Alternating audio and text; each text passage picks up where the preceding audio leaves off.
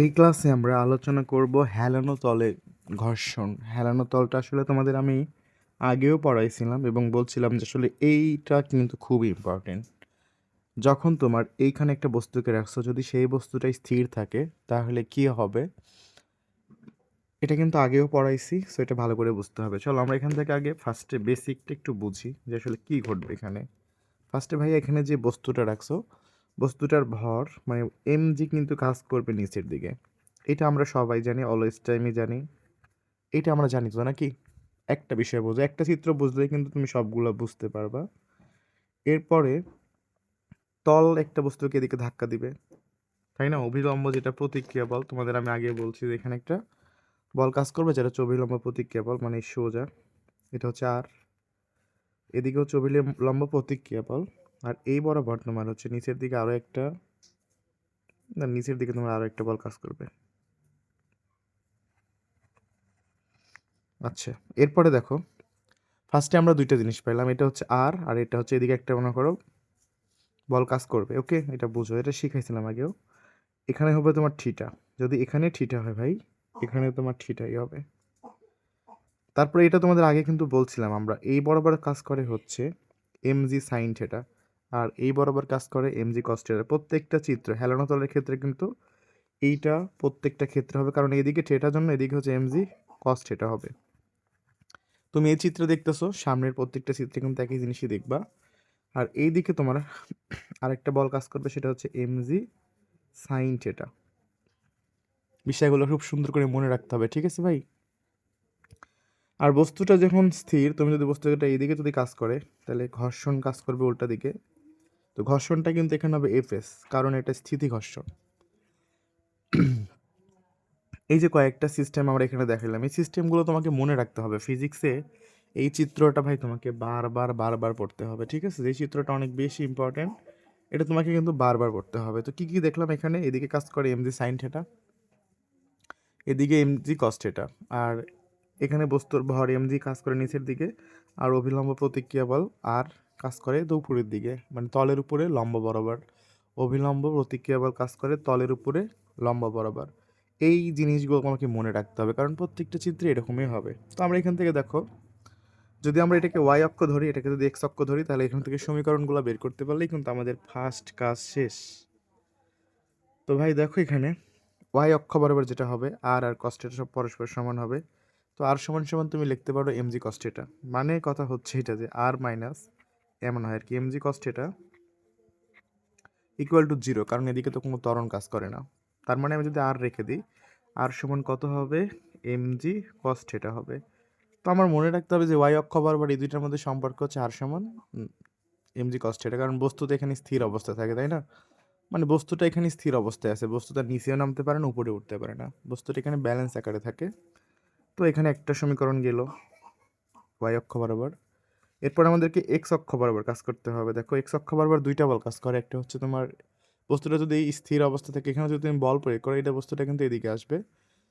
তো এদিকে যেহেতু আসবে, সেহেতু বস্তুটা হচ্ছে এমজি সাইন থিটার বড়, আর হচ্ছে এফএস ঘর্ষণ বলটা অবশ্যই কম হবে প্রযুক্ত বলের থেকে। তো এক্স অক্ষ বরাবর দেখো দুইটা বল কাজ করে, এই বল আর এই বল।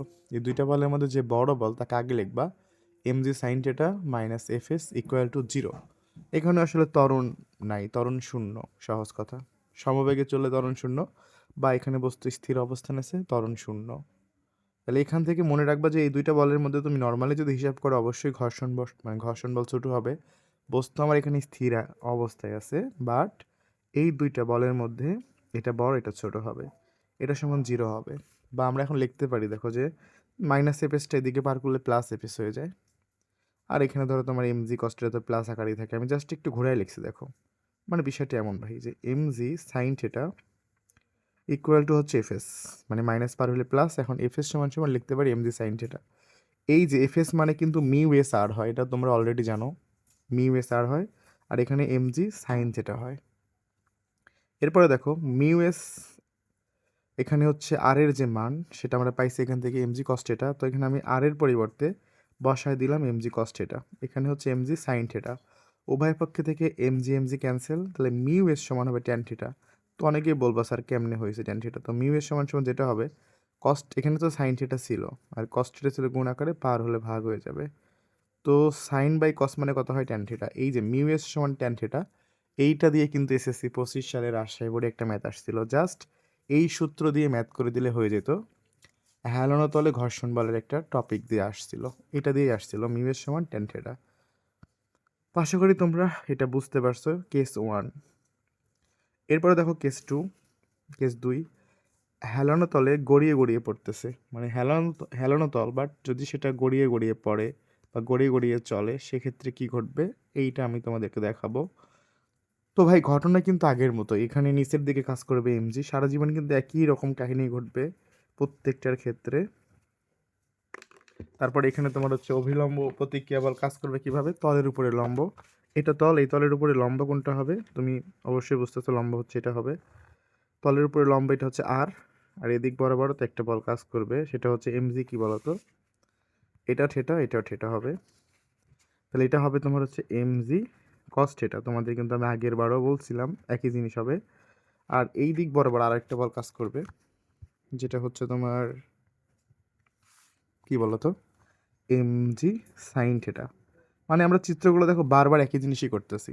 আর যেহেতু বস্তুটা তলের উপরে গড়িয়ে গড়িয়ে পড়তেছে, মানে এদিক বরাবর সে গড়িয়ে পড়তেছে, তাহলে এইদিকে কাজ করবে, এবার কাজ করবে কিন্তু এফকে।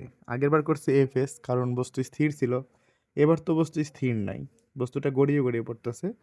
এই হলো আমার কাহিনী। এখন আমি জাস্ট এক্স অক্ষ ওয়াই অক্ষ বরাবর সমীকরণ লিখবো, তাহলেই কাজ শেষ। তো ওয়াই অক্ষ বরাবর আগের মতো আর আর সমান কী হবে, এমজি কস থিটাই হবে, আগে যা শিখছে ওইটাই।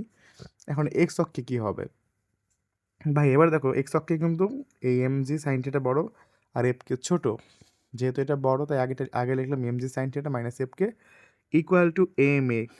এবার কিন্তু ত্বরণ আছে, বস্তু যেহেতু গড়িয়ে গড়িয়ে চলতেছে, তার মানে এখানে ত্বরণ আছে, বস্তু দেখো গড়িয়ে গড়িয়ে সামনের দিকে চলতেছে, মানে ত্বরণ আছে এম এ।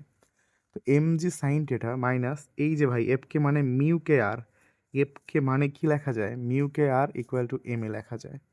তো এখান থেকে তুমি চাইলে সমীকরণ প্রসেস করতে পারো, এটাই হলো তোমার আরও একটা সমীকরণ। তো এই সমীকরণগুলোকেই আয়ত্ত করতে হবে, বুঝতে হবে সিস্টেমগুলো, তাহলে ম্যাথ করতে পারবে তুমি। তো আশা করি তোমরা এইটা সুন্দর করে বুঝে গেছো।